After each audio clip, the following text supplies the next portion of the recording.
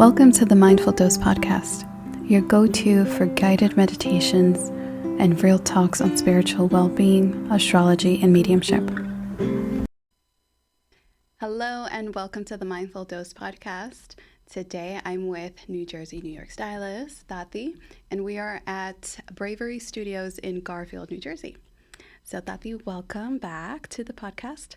Thanks for having me. I thought we would start off with a tarot card pull. Okay. Kind of just set the vibe and see if we come back to that vibe throughout our conversation. All right. So here we go. I'm going to just lay it out like this, and you can just pick out a card, and I'll take a look and interpret it. Okay. This one. All right. Calling to me. Sounds good. I've been in a headspace of interpreting cards when they're upside down. Okay. So this is a little new for me. All right, so we got the Three of Pentacles upside down. Okay. All right, and I'm using the Lioness Oracle Tarot deck. And the Three of Pentacles is usually about working together with people. And with it being upside down, it's kind of like an internal acceptance of asking for help and leaning into the idea of asking others to be part of the plan. So, yeah. That's on point. Yeah, okay, great. Yeah. So I think with this show, this is a great card because we've been talking about, we mentioned it the last time that we were here, that we wanted to talk about grief again. Mm-hmm. And behind the scenes, we've been planning on doing it for June because June is the anniversary of Jason, my fiance, his passing. So I think this is great because I unfortunately think of you as an expert with grief, and I've leaned on you a lot for help in understanding the things that I've gone through and the experiences, and just kind of understanding that narrative, this new narrative in your head about your relationships that you've lost. So I think this card is fitting for this conversation that we're going to have. Absolutely. Well, thank you again for being here. Thanks for having me. Yeah. I'm excited to be here. Great. So in preparing for this, the reason why I wanted to talk about grief again is not to go over the events, but to go over what we experience in the aftermath, which is completely new to me, even still 2 years later. It's now been 3 years since I've lost a loved one to understand what grief is, but 2 years since a sudden loss, which all losses suck, but the sudden losses are really hard to integrate into your mind. Absolutely.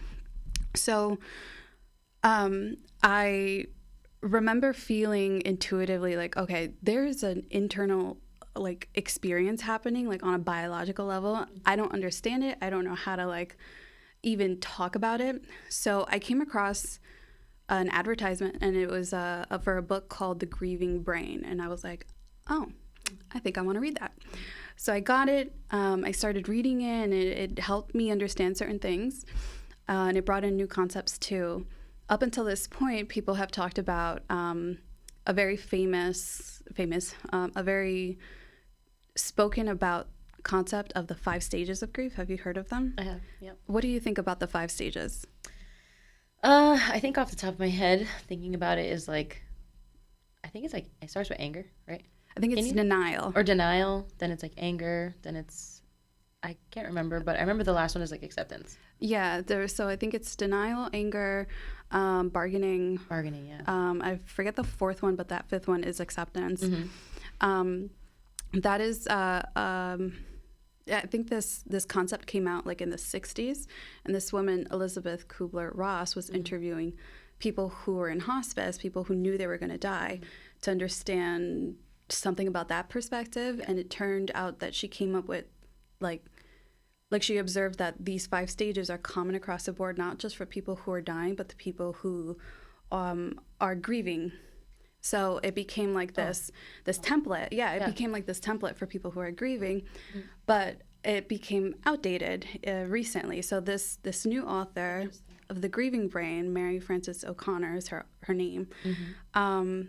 She kind of dissects the experience of grieving and grief on a like physiological level and also like in a psychological way. So that was going to be, in preparing for this episode, I was like, I'm going to talk about this because she gives some studies that really resonated with me and my experience. Yeah. But you can read the book to get like more information. And so we're recording this on June 8th. It's a Sunday. On Monday, this past Monday, since you noticed that I haven't reached out to you, something happened on Monday where I was like, okay, I need to save this, put this in my pocket. And what happened was I'm a huge fanatic of the Andrew Huberman podcast because I can learn for free. Yeah. He comes out with an episode on Monday. I decide I'm like, this week I'm taking a break off Instagram so I can focus on this episode. It's really important to me. He comes out with an episode with her. Oh, wow. About grief and grieving. And I was like, oh my God. Okay, stars. Oh my God, right? Yeah. So that was the thing that I wanted to share with you. Ooh, Yeah, I'm surprise. excited. Yeah. Great. Can't wait for you to tell me more about that. Yeah, not much more because people can go listen to the episode themselves. Well, yeah. But I did bring some points that I wanted to share with you that helped me understand a little bit about my experience and see what your thoughts are and what you've learned along the way. Okay. So, again, the book is called The Grieving Brain. I just dropped some Post-its, but that's okay. And it's by Mary Frances O'Connor. She's a professor of clinical psychology and psychiatry at the University of Arizona. So there were two scientific experiments that she shared in the book that I was like, oh my God, I think I understand that in my own experience. So there was one study where they studied, like, they put mice in a maze or in like somewhere, and there was a stack of blue Legos, and they observed the mice's brain when they would go near the Legos, and they would see in the brain where it would light up that they observed the blue Lego tower, marked it in their brain, and they did that a few times, and it's like the same area keeps lighting up. Then they removed the tower, and when that mouse would go to that area, there were cells related to that area, but it wasn't the exact same area, that would light up to kind of identify, like, wait a minute, that tower that should be there is no longer there. So they called that, like, when they would see the tower, they would call that object, hold on, let's see, trace object cells, or is it object cells? Don't know, but let's call it object cells. Okay. All right, and then when the tower wasn't there, it would be trace object cells. So it's like cells associated with that object that would light up.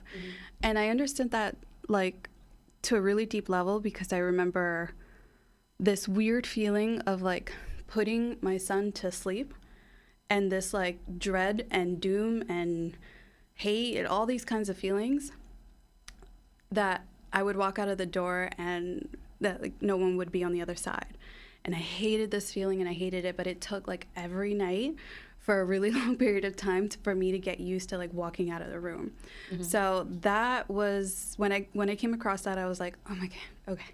That just gave me some kind of, like, insight into that experience. And don't know if you felt anything like that, where you showed up where you expected someone to be there, or, like, just were expecting someone in a specific scenario and felt that, like, twinge of pain. Definitely.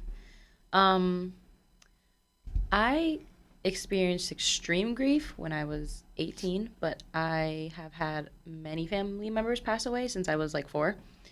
So, like, the first time that I remember feeling that, where I'm like, I'm in a place where someone I see all the time is always here, and then I go back and they're not there, it's like, wait, like, buffering.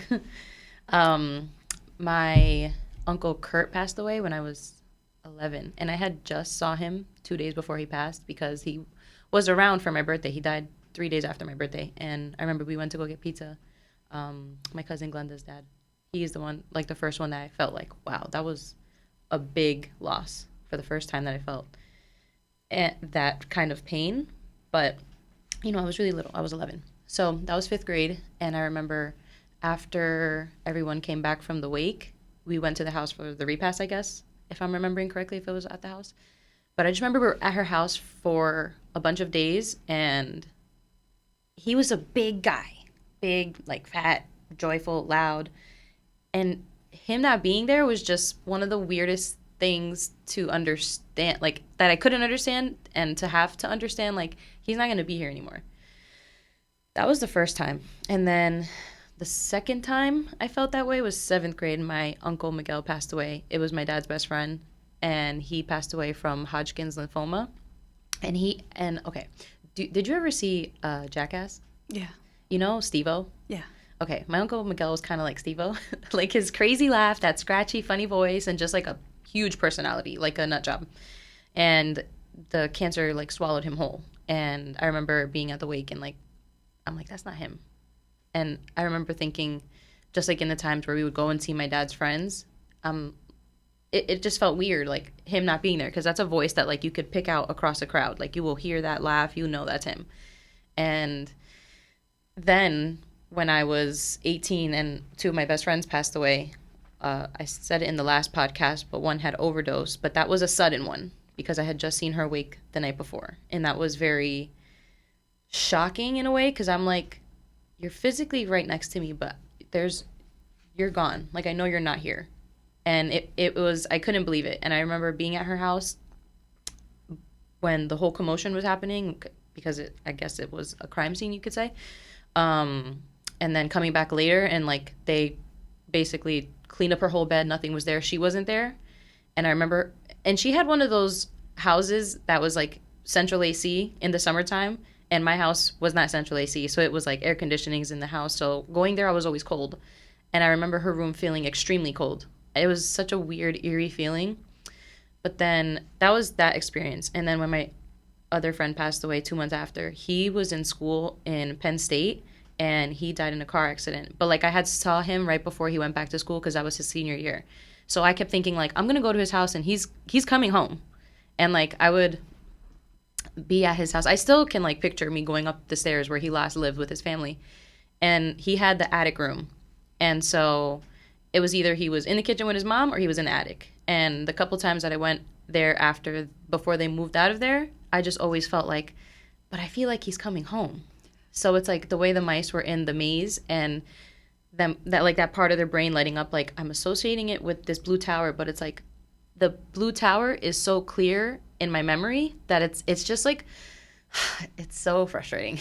It is, and I it made me think of a point that she makes. I didn't write like my notes down on it, but she does talk about like time and distance being like a factor in understanding the loss. Yeah. So with my friend Kimberly, she had cancer, and when she was diagnosed with cancer, I had just moved to New York State.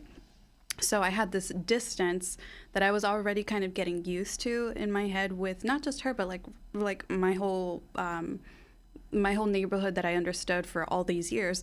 So when she was gone, or when we knew like, all right, she's going to be gone soonish. Yeah. It was like weird in my head, because I'm like, no, but I'm just like, when I get back, I think I'll see. Like, it was just, it was a completely different like object trace kind of path than like walking out of my room and it's like, wait, nobody else is here. Yeah. So the distance plays a factor in the way that we kind of accept or process the grief too. So it's wild. Yeah. And excuse me, sorry, I was actually at Kim's wake, and like all the people that I would see there, I would always see because I'm seeing like you or Kim. Yeah. And it was just again like a weird thing, like we're here because of her, but like she's not here. And it's just weird, because that's another voice that like, you know, her voice, you know, like that's Kimmy, her sassy little, she was Puerto Rican, right? Yeah. Yeah. So it was just like being in spaces where you're not going to hear or see the person that is no longer with us is just very like, if I could curse, I would say it's BS. Yeah. Underline. Yeah. Bold. Yeah, bold. Yeah, it is. That was definitely I would say trippy kind of experience for me. Yeah. that sucked. Mm-hmm. The other study that she brought up in her book, which I found kind of fascinating, was this idea of community and how like people come in to help those who are grieving. So there was a study on I don't know what kind of primate, but when they lose their infant, they carry their dead infant until they're ready to kind of say goodbye. So with these primates, their hygiene is crucial to their survival. So in that time that this mother is grieving and carrying her infant, she doesn't groom herself. And I think that there's like a hierarchy of who gets to groom who in the community. And when a grieving mother is in that place, that rule kind of like goes out the window, and everyone kind of pitches in to help her like clean herself. Yeah. It's beautiful. Yeah, so beautiful. And the way that I experienced that was like a community of people saying like, I will come over, I'll help you clean your place, you know, I'll help you out with your son, I'll do this, I'll do that. And I didn't understand it. I had never gone through this experience of like people coming to you to help you do like some of the basic stuff. Basic. But I found that was really interesting because it happens outside of our own society, if you will. It happens in nature. It's so crucial that we all kind of help those who are grieving to just get through that initial shock and wave of grief till they're ready to kind of handle it on their own. Mm-hmm. It's crazy. Yeah, that's crazy. Made me kind of emotional. Yeah, so I was like, okay, what I experienced and the aftermath, like that's part of life, and that was like a hard thing to kind of accept. Yeah, I remember even when I think in like, I don't know if it was like the second or third visit that I came after Jason's passing, because my plan was to go before, but life. I remember you needed help cleaning, and you were like, I got it, it's fine. And I'm like, STFU. Yeah, yeah. No. I'm gonna do this. Don't care what you're saying. I'm gonna just jump in. And then later on you reflected, you're like, wow, I really did need that. And I'm like, you need it. Yeah. Sometimes it's like, I don't, like, thinking about grief brain, it's like something goes off, like a switch goes off where it's like, I can't function. And it's like, unless you understand grief, you're not going to understand a person that's grieving, that they can't just go wash the dishes. They can't just take a shower. They can't just change their clothes. They can't brush their teeth. They can't get their hair out of a knot. Like, they can't get off the couch. They don't want to answer the phone. Like, all those things that are basic. Like, you do that every day, like, without thinking about it. Like, oh, I just cooked, I'm going to wash the dishes. But it's like a week goes by and you're like, I'm scrubbing the same 2 pieces of, like, a fork and a bowl just so I can have something, because I can't even think to, like, there's no capacity to actually sit here and do this because you're just overridden with this deep wave of I was going to say guilt, but like grief, but maybe it is like guilt, because it's like, sometimes I think of it as like survivor's guilt, even if like, you know, like their passing was out of your hands, you couldn't do anything about it to stop it. And it's like, okay, but I'm here and they're not, this doesn't feel right. And it's like, feels effed up kind of thing. Yeah, absolutely. I do remember that morning, my mom came to pick up my son and took him back to Jersey so I could like handle it. And my cousin came up, or she told me, she's like, I got my bag.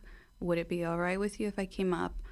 Oh no, she worded it in a way where I was like, okay. Yeah. But she was like, I have my bag. I'm going to come up if that's all right with you.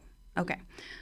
So I had planned to clean my place to keep myself distracted. And of course not. I did not do that. And so she did it. And I was like, well, I'm so glad you came, because I thought I could do it myself. And no.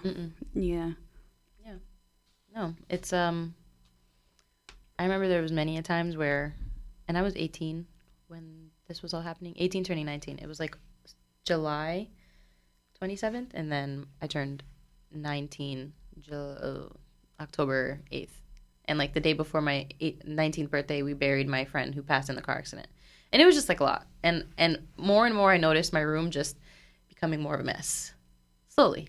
Over months, until like I crossed into the bridge of like psychotic break because it was so much trauma and stress because of that experience. And also, I guess being so young, like grief, no matter what age, is terrible, but like being a kid in grief is like, your brain isn't fully functioning as it should. Like you're not there yet, as I guess 25 is like, oh, my brain is fully developed. It has grown. Right.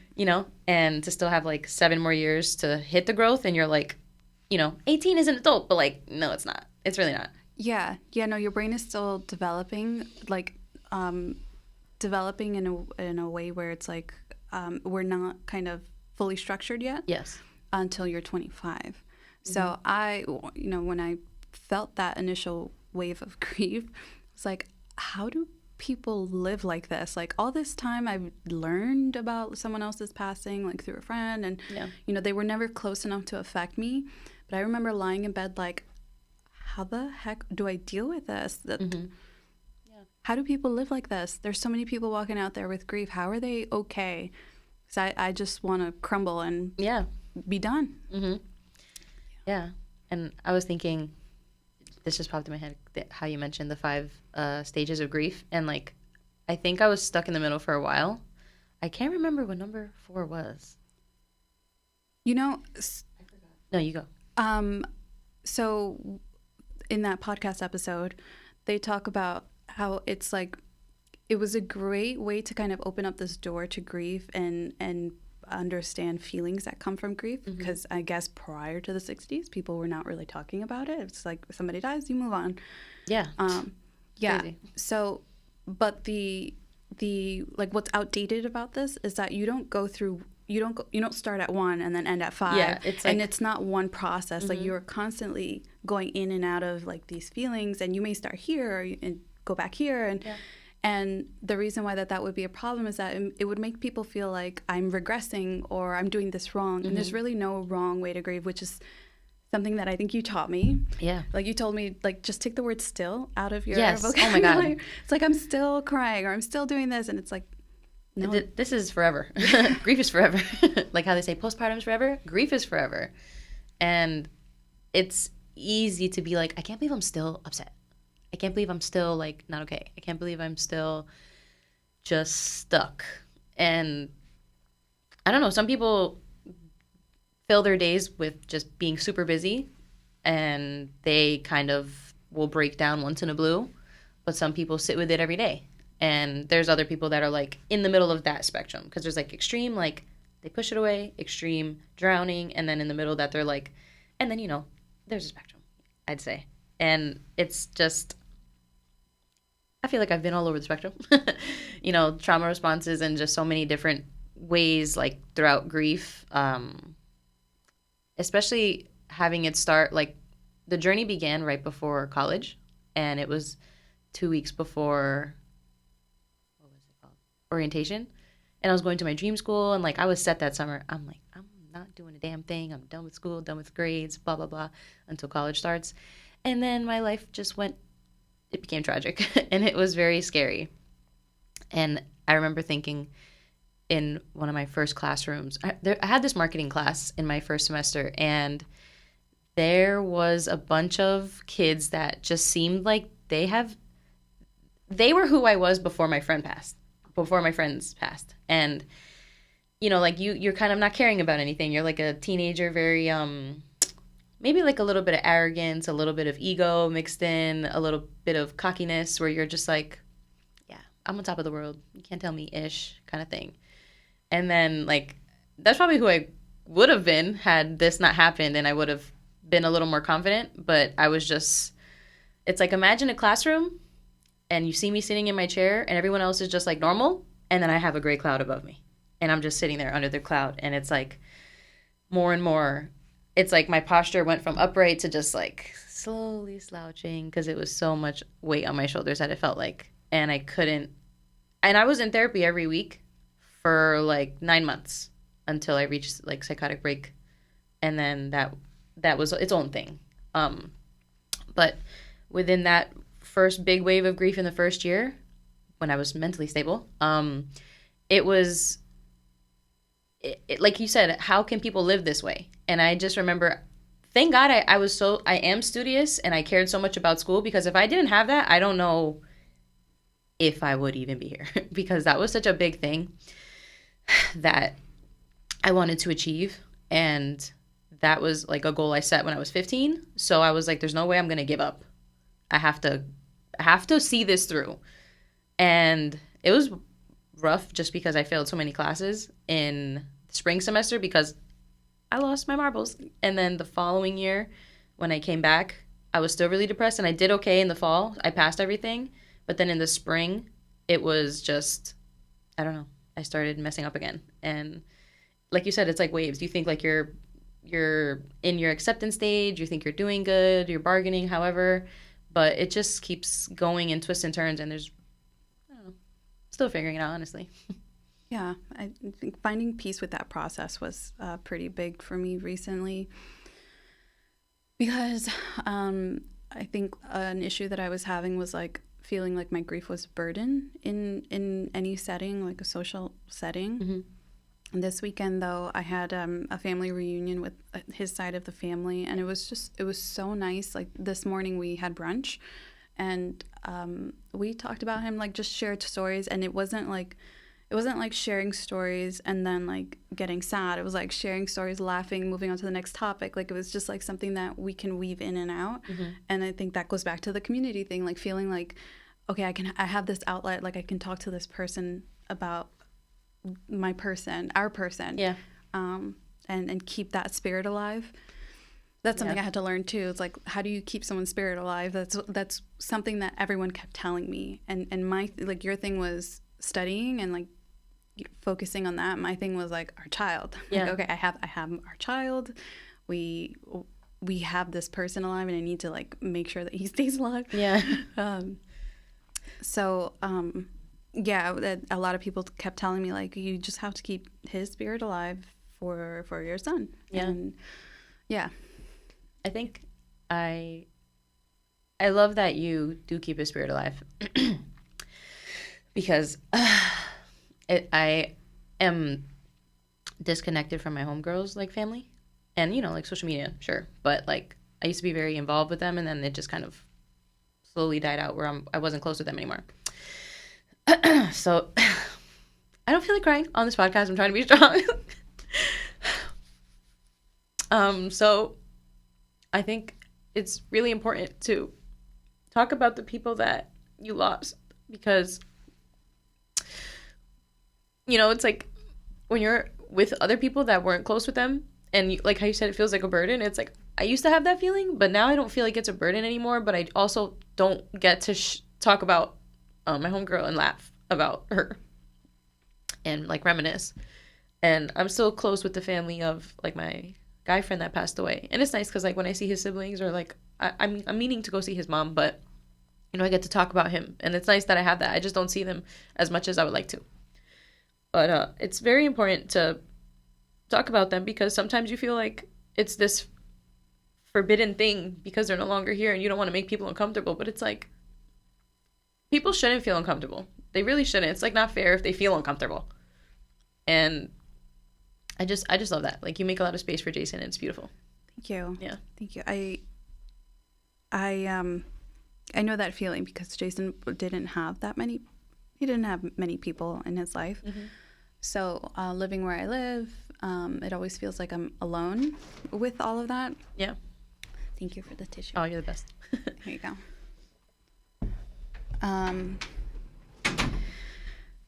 It was really hard, and it felt like unfair, Yeah. you know, to like not have to talk about him. So I'm just grateful that, you know, you make space for him, and I know of course our son is going to make space for him when he's developmentally ready to have that space. It's so important to keep that spirit alive, and something that this author says in her book is like, they still exist in the wirings of our brain, and the relationship that we have with them continues on. So even if you can't talk to like a live human about them, there's something about talking to them, and like going on a spiritual route now in this conversation. Let's do it. I definitely feel like they listen to us. Oh yeah. Yeah, you can talk to them, and In my therapy, I had a therapist challenge me, and I was like, I'll think about it.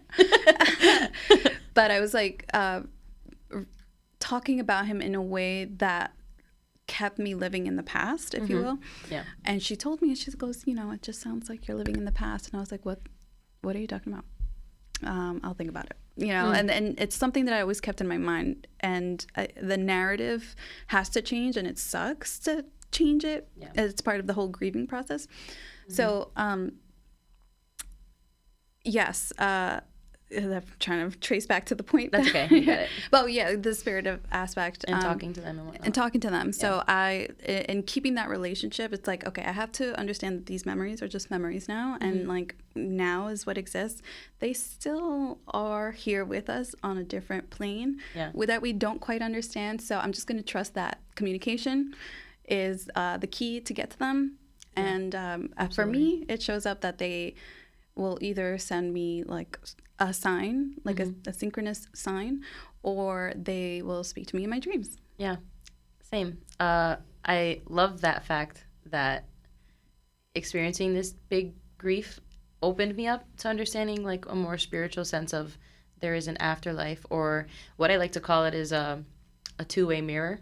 It's like they can see us, we can't see them, but like they're on the other side of the mirror. I like that. Like, yeah.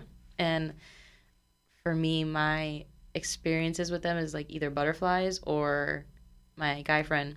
His name is Joshua, but his nickname is Retro. And then my girl, her name is Alexis. Alexis is always has butterflies. And her favorite color is green. His is purple.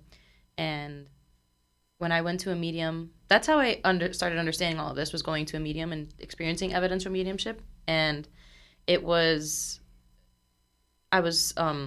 told that Retro likes to show himself by moving pictures around in the house. And I have a lot of canvases, and like I'm a gallery wall kind of girl in my house. So there was this one canvas that I have next to a drawing that my friend drew of him in my bedroom, and the canvas is on just one like nail on the wall. So there was one morning where I woke up and it was on the point of the canvas. So it was like this, like, and then hanging sideways, a kind of, like a diamond, I guess. And so I was like, okay, I see you. And I have these two paintings that I did, like the one I made of you and Kimmy. I have two of those in my hallway, and before my daughter can speak, I would always wake up in the morning and like bring her over to it and be like, oh, say hi Tia, hi Theo, and like bring her up like mwah, mwah, like 2 kisses. So now she'll go in the hallway and she'll be like, Tia, Theo, and she'll be talking to them, and I'm like, and my medium, she told me the same thing. She was like, oh, yeah, they know her little spirit. They were having fun before she came down to you. They were like, they had her back over here. So I said, okay, that gives me solace. It's like when I talk about grief in a human sense, it sucks. It feels so heavy and painful and terrible and just shitty, bold. But when I get into the spiritual side of it, it's like, it doesn't feel as heavy for me, and it doesn't feel as like detrimental as the human experience of it feels. It's like, okay, I know you're here. They're probably just sitting, like, imagine there's chairs here. They're sitting here. They're in the background giggling. They're having their popcorn up here. Watching, they're behind each camera. Yeah. So I love that. As a medium, I don't communicate with Jason as easily, just because I have my own bias. Like I have my own grief in the way. Yeah. But I think you brought up a good way to understand is that a human, it feels so heavy and it feels like pain. Yeah. But when I'm in that mediumship space and I open up to the spirit world, not even just for like my own loved ones, but for clients, it always feels like light. It feels it feels beautiful. Like there's a clear difference in the way that I sense the loved one, whether it's in my grief or it's in the mediumship session. And so that also has helped me in my process. Like, if the listeners are ready for it, like finding a medium is like finding the right therapist. Yes. And it so good. It has helped me. It has helped you. Yeah. Be open to it. Yeah. If you're open to it, I mean, don't knock it till you try it. Yeah. There was a question that I wanted to ask you, but then we got into this. You got it. It's there. Yeah, it's somewhere in there. No, it's lost. That's okay. Well, I could tell you something Yeah. that is silly. Yeah. Okay, so you know Fairly Odd Parents? Yeah. Cosmo and Wanda? Yeah. Pink and green? Yeah, yeah. You know, in the episodes where they kind of morph into objects just to be around Timmy. Yeah. Since Alexis and Retro are like green and purple, I swear they're like that. I will see green and purple in the silliest pair of things throughout my days, like walking around. There was one time I'm running at the hills in, like, by Hillers Elementary School in Hackensack. I'm running up the hill, and I always run up the hill and take a breather down the slope hill and come back around. There was a little beret, purple beret, in the dirt on the side, and then there was like a Heineken beer cap, green, on the side. And I'm like, this is funny. And another time I was walking in Saddlebrook Park, State Park, and there was like a puente, a bridge, and I was walking with my cousin, and I remember looking up, and I saw graffiti, purple and green. And I'm just like, it like makes me laugh, because I'm like, okay. And even with angel numbers, I swear, for the past 2 weeks leading up to this podcast, my angel number that always shines through is 727, and I've been seeing it almost every day, whether it's an address, a car plate, or the time, just everywhere. And I'm like, okay, I know that like things are good. I know that with the signs, it's clear as day. And last sign, I went to go visit my sibling in St. Petersburg, Florida, which is by Tampa. And I have to go at least once a year. They're like my best friend. So I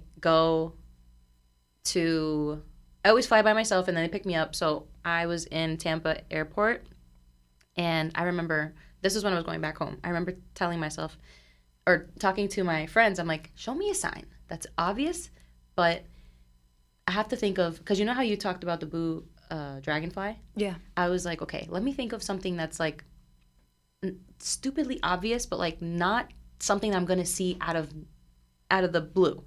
So in my mind, I was like, okay, I want to see a pink flamingo. Why? As I'm turning the corner, and I'm like, that's so stupid. Like, I'm in Florida. Like, I'm not gonna see that in an airport, though. Airports are basic. I go around the corner after I'm thinking this thought. There is this humongous sculpture of a pink flamingo. Huge, like it was like a dinosaur in the room. It was so big. In the same 2 minutes, I'm thinking of that, and I was like, I just started bursting out laughing because I was like feeling a little, I don't know if I was like in my cycle, but like just feeling a little hormonal still, because I only had just crossed 2 years postpartum, like a month before, so I was still, we have to level out everything. So I was like, oh my god. I started laughing and crying. I was like, you guys are stupid. This big ass flamingo, excuse my French, this huge flamingo is, I don't know. It's just funny, like, when you have that with your people that pass, it's like, okay. Yeah. All right. Yeah. It's those little things that just kind of help being, like, moving forward, right? Yes. And living life, because the world just keeps on spinning. Mm-hmm. That reminds me of a book that I read. It's called Signs. I can't remember the name of the author, but she is a medium. She's like a English teacher for a really long time, and then became a medium. So this book is essentially just communicating with your loved ones for a sign. And each chapter is like a different like way to do it. So she as a medium herself, she has even doubted like her connection or her ability or something like that. Yeah. So she was invited to be a speaker at an event where like A-list celebrities were going to be there. And so like she just felt like that, what do you call that? Imposter syndrome. Okay. So she tells her loved ones like, okay, just let me know if I should be here, if it's going to be all right. I want to see lemons. Okay. All right. So, before she goes on stage, she goes through, let's say it's a hotel, and there's like this area where the lunch is. Mm-hmm. So she goes and she's like, it's this long buffet table, and it's filled with lemons. Like, it's just lemons everywhere. It's lemons, like obvious sign. You ask and they will deliver. And that's what my mom, I've been trying to teach her. I'm like, you just have to trust the process. And another like example in that book is that some people get really quirky with it. So you asked for something, flamingos are pink most of the time. Yeah, most of the time. Yeah. So she's like, get creative with it. So one example in the book is like this person asked for an Eiffel Tower and a giraffe in the same context. Okay. So this person goes to a bathroom and there's like this picture in the bathroom and it's an Eiffel Tower and a giraffe in the same picture. Like, you don't see that. You don't see that. So sometimes you want to ask for like that. Make it happen. Make it happen. And you just have to remember that you asked and, you have to remember it. And give them time to deliver that to you. It's so real. Yeah. Recently I had, I was going through, well, you know what I've been going through. So like I spoke out loud and I was like, yo, just give me something, you know, just help me feel better. So I went for a walk and my sign with him is a dragonfly. It's usually a blue dragonfly, but just even a dragonfly helps. Yeah. And I went for a walk and this dragonfly kept like leading the way for like a hot minute. And I was like, all right. Yep. Gotcha. Hey. Believe you. Thank you. Yeah. Heard you loud and clear. Yeah. Yeah. I went to Puerto Rico at the beginning of last month. And again, I was like, okay, guys, give me a sign. I'm trying to be brave about, you know, starting a small business and doing just like getting the ball rolling on things that I've been saying I want to do, but like I've been a little afraid to start. And I was thinking like, okay, after this trip is really where I'm going to start like going after it. And I remember thinking, okay, I want to see a purple lizard. And it's like, you know, when you're at the airport anywhere and they have like a gift shop, I wanted to see like one of those little metal lizards that like, you know, it's like a wall decor.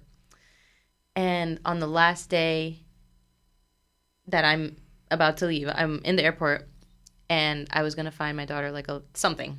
And I remember thinking like, okay, I said a purple lizard, but what I'm seeing is like a magenta-y, purple-y lizard. And I'm like, it's not exact, but I'm like, I didn't see this at all during the trip. So I was kind of like, okay, maybe like I'm not going to get this sign here. And it kind of just popped on the last day as I'm waiting for the boarding to start. And I'm like,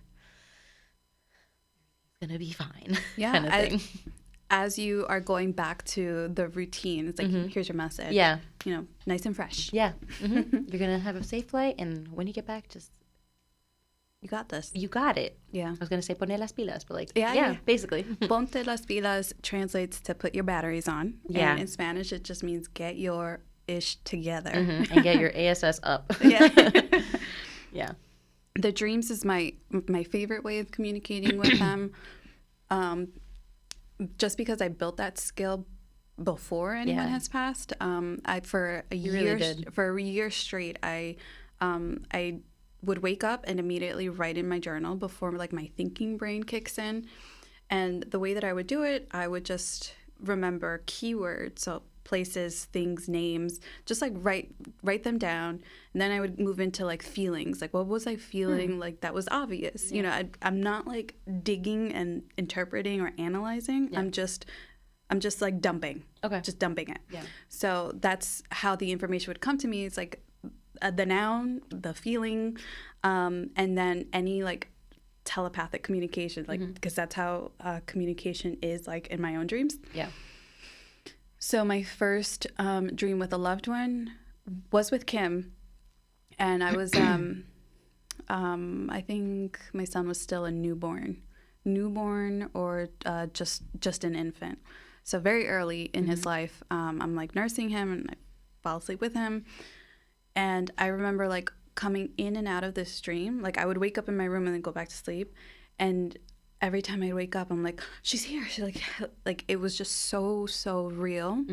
And someone told me, she's like, there are visits and then there's like a dream about them. And it's similar to the feeling that we were saying before with our grief. It's like, you know, you're experiencing it like with pain or you're experiencing it with love, and like there's a difference there. Like with the love, you're connected to them. In the pain, you're in your human shell that suffers. Wax cell. Yeah. It's so whack.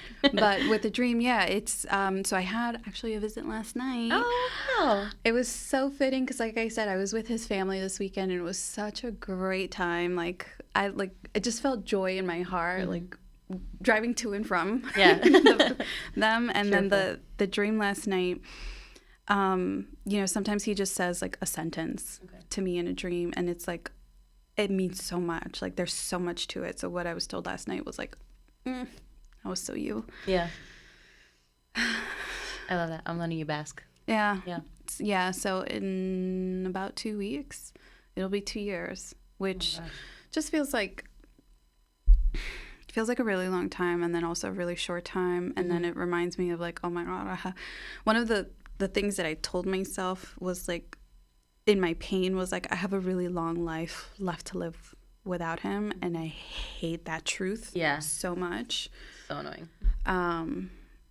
So I've just been kind of like, I wasn't sure that I even wanted to do an episode because I was just in my feelings like a week ago.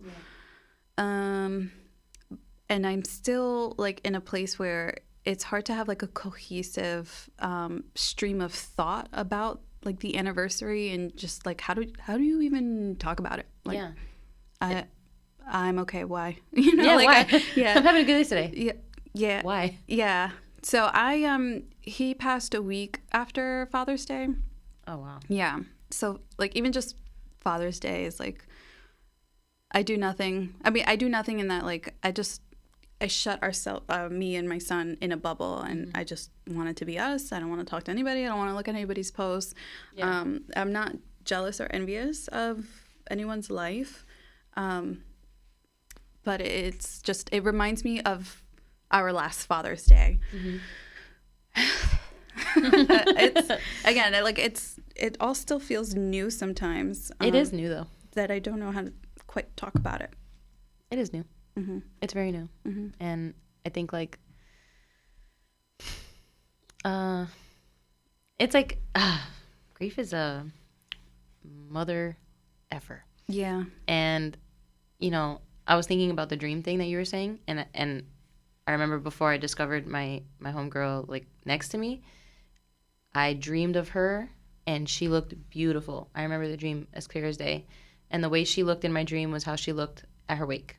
And she was in this beautiful white dress, like her friend did her makeup, and it was like just me and her, and we were face to face. I remember holding hands, and we were surrounded by a lot of people, but it was blurry. I only saw me and her, and I was like, wow, like in my dream, I'm like, you look beautiful, thinking that, and then I jerked awake, and then darkness began, but it was a very light dream, and then going into the next couple, it's about to be 11 years this summer. It's interesting because your date is 6/27, mine is 7/27, and then the other one is 9/28. So it's like numbers are silly. And it's like you get dreams where they talk to you and you'll get a sentence, and I've never gotten words. I've only gotten like visits where like they're smiling, they hug me really tight, and it's like I know that their presence is there. But then sometimes I'll wake up and I'm like, oh my God, I know you're not here though. I'm like, you're not alive. But it's like, you are though. And then I'll wake up and I'm like, it happened again. Do you ever like wake up like and that feeling like, so I'll just kind of ask it in the way that I experienced it. For example, this morning I woke up and I was like, and then just that vision from the dream comes up, and I'm like, oh yeah, that happened. Oh wait, but that was a dream. That wasn't like, do you have that like recognition where like for a moment like the experience felt like that was literal, or that it was just like a story, like a dream? It does sometimes feel like a storybook feeling, like, oh, I read that in a book and I concocted it in my head, like trying to paint a picture out of a book that has no pictures. And it's, in the beginning I used to feel like, this isn't real though. And then now, like, not now, but like earlier in maybe after the second year, I was like, okay, they're coming to visit me, and I know that clearly, and I'm accepting that they're coming to visit me. But it would used to get me upset at the same time. It's like, this was beautiful, I saw you, but then I would wake up kind of mad. Yeah. It would, the bubble would burst quickly for me. I wouldn't really sit there and bask at first. It would just be, I'm mad that I had this dream because I know you're not here in the physical. But then later I would reflect in the day and I'm like, oh my God, but I saw them. And I would feel like joyful and like like giddy, like like oh, Yeah. I don't know, like a crushy kind of feeling. It was like, oh, I just saw you again, like, and it's like nice because it's like a gift every time. Yes, I was like, the word in my head this whole time while you were just expressing that was like gift. It's like It's a a gift. gift. Yeah. It really is. It's like a little treat that, like you said, just to keep you going. Yeah. Like how signs feel. It's like the dreams are even better than a little sign. Even though the sign is like in your human experience happening, but then it's like this is in your subconscious happening, and then it comes back into your human, and it's like, okay, love that, hate that, love that, hate that. It's like it's both. It's a torn kind of feeling. Yeah. I think through signs, dreams, in my mediumship sessions. Yeah. I was thinking recently to share like how I experience, like how I know the difference. Mm-hmm. And for me, like I want to preface this that like we all have this ability, may look a little different from person to person, but the way that I experience it when I'm connecting to a spirit intentionally, like for a session, it just, the way it feels, their presence, we call it like their essence. Yeah, I like that. Their essence. It's like if you were walking through a Macy's perfume department and like they spray it and it's like, that's Giorgio Armani, that's Dolce & Gabbana, like that's this and this, that. So it feels like that. And I like solidified that in my experience when sometimes they will pop up when you're not in an intentional setting to connect with them. And the one story that I have that I just like adore, I was getting ready to go to a friend's house and 2 hours away. So I was like getting our bags ready, getting our snacks ready, like going through the steps. So I'm not even in a analyzing logical thing. I'm just like, you know, bag here, but you know, just like in the flow. And when you're in that headspace where you don't have to actively, it's kind of like driving, like you just know the turns and you just like get in the flow. Autopilot. Yeah. I remember feeling like this perfume bottle spray moment where it's like, it just felt like that. And it felt like, it's claircognizance, like when you know something without knowing how you know. So I just knew it was the friend that I was going to visit. It was her grandfather on her dad's side, her paternal grandfather. I'm like, what? And I don't know anything about her family beyond her brother and her two parents and her immediate family, like her children and her husband. So I was like, why am I thinking about her paternal grandfather? Whatever. I go, we have a good time. I spend the whole day. I come back that night. And she goes, thank you so much for coming over. I didn't want to say anything because I didn't want to like change the mood of our hangout. But my grandfather just died today. And I was like, can you tell me, was this your dad's dad or your mom's dad? She says, my dad's dad. And I was like, oh my God. I think like I felt his essence in that transition. And if I would have said something like, hey, I just felt this person, like, do you think you like would know why or understand why? But that's an ethical mediumship thing. Like, do you say something without like being asked? So I think I did the right thing by not bringing it up, and just kind of like validating that for myself as a medium to know like, okay, when I feel that, it's real, and if the opportunity comes up, I will say something. But it's not a scary thing. I just want to like make sure the audience knows like I'm not like sensing death all the time. It's really like when I open up, and again, I was in this autopilot mode and I was going to see her, so I think that's why it just kind of came up. But so I imagine that like say as a medium, it's like a moment where you're vulnerable but not. It's like you're kind of open because you're not thinking about anything else.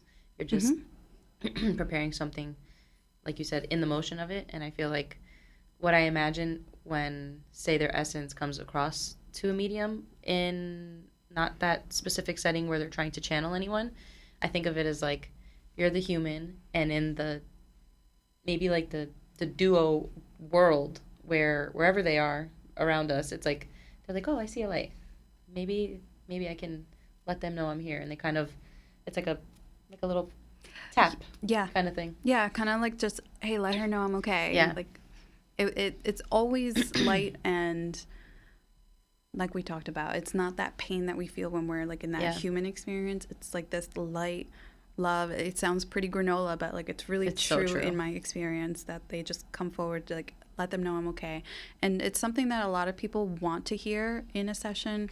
At the end, like towards the end, I ask them, like, do you want to ask them anything? And almost everybody says, just can they tell me if they're okay? Are they feeling any pain? And I connect with them, and I always feel, I feel whole. Yeah, whole and happy. Mm-hmm. And I think that's a beautiful thing, especially when, like, like with our people, they were suffering in their own ways, whether physical or like mentally, emotionally. And it's like when you hear that they're happy and they feel whole and they're like feeling perfect in heaven or wherever they are, it's like, It gives us a little peace of mind. it does. Yeah. And it takes away, it kind of like, say like a whiteboard that's all scribbled all over, it kind of cleans it. Just like more and more, I think when you go throughout years away from grief, not away from grief, but like away from the initial shock, how you said, I think it does get lighter, even though there will be days where it's like, okay, damn, this happened. But I think being 11 years out, I know, especially because I've been to my medium 4 times, and also I've had, I think, like one session with you when you were practicing in the beginning.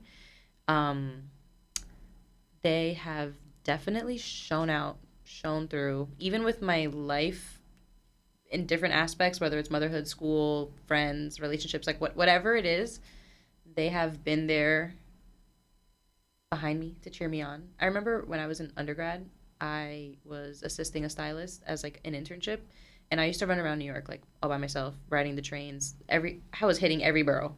I think besides Staten Island, I was hitting every borough like on a daily. And I went to my medium a week after I finished my undergrad program. And she told me, she was like, yeah, my homegirl, she's saying, like, I walk with you every day. Alexis is like, yeah, I walk with you every day. You're never alone. And I'm just like, wow. I used to feel not like alone, but I'm like, damn, this city's so big. I'm so small. I see so many people all the time. And it was just nice to know, like, you're walking with me.